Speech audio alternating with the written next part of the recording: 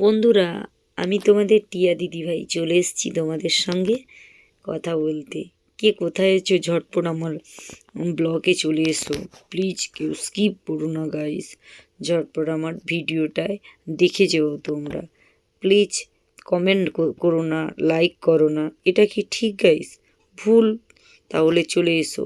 চলো, আজ আমি তোমাদের দেখাবো আমার ওই ছোট্ট জায়গাটায় কি কি লাগিয়েছি, কি কি চাষ করেছি। বলো তো গাইস, তোমরা হয়তো এগুলো দেখেই চিনে গেছে। আরে টিয়া দিদি ভাই, এটা তো শাক গাছ। দেখো এই যে গাছটা দেখছো, এটা বলো তো কি গাছ, কারা কারা চিনতে পারো? গাইস, আমি এক্ষুনি সাবমার্সিবল চালিয়ে জল দিয়েছিলাম, সব গাছগুলো ঘুমিয়ে গেছে। দেখো কি করব, আর করার নেই, তাই তোমাদেরকে এইভাবেই দেখাচ্ছি। তোমরা হয়তো ভাবছো, আরে তুমি কেমন এই ভিডিওটায় ব্লগ দিচ্ছ যে গাছগুলো সব ঘুমিয়ে পড়েছে। গাইস, আমি জল দিয়েছিলাম পাইপ দিয়ে বিছিয়ে বিছিয়ে চারিদিকে। দেখো কীরকম হয়ে গেছে গাছগুলো, ঘুমিয়ে গেছে অবশ্য।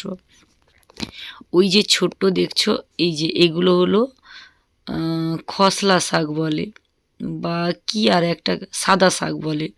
আর এই যে দেখো ওইদিকে দেখো, দাঁড়াও দেখাচ্ছি।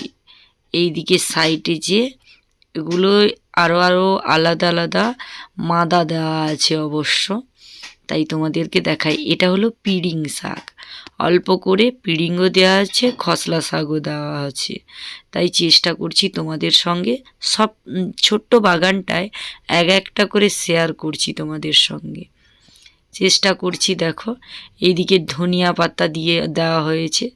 দেখো চলো তাহলে আমি একটু ভালো করে দেখিয়ে দিই, দাঁড়াও। এই দেখো এইদিকে পালং শাকটা উঠেনি ঠিক মতো।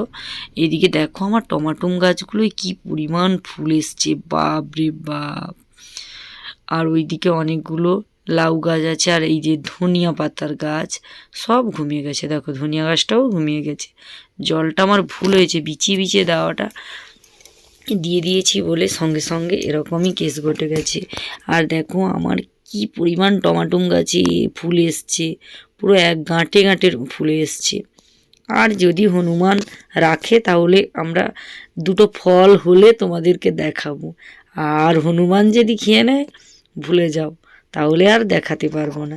তাই চেষ্টা করছি তোমাদের সঙ্গে একটু শেয়ার করার জন্য ছোট্ট বাগানটার ভিডিওটা।